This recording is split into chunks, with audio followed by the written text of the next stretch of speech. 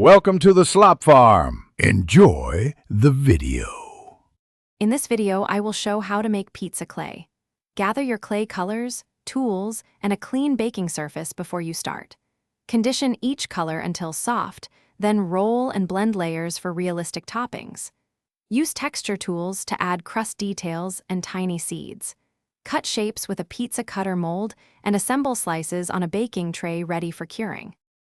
Warm your clay by kneading until it is soft and pliable, then flatten a base for the crust. Roll the center thinner than the edge to mimic real pizza dough. Add small thumb indentations and press a textured cloth for pores.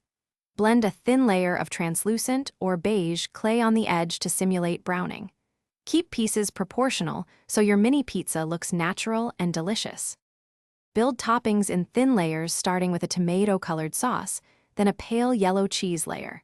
Shape pepperoni, mushrooms, and peppers in small, consistent sizes and press them lightly into the cheese so they sit naturally. Use a needle tool to add fine texture like bubbles or herb flecks. Apply a delicate gloss or varnish after baking to enhance colors and protect your miniature pizza.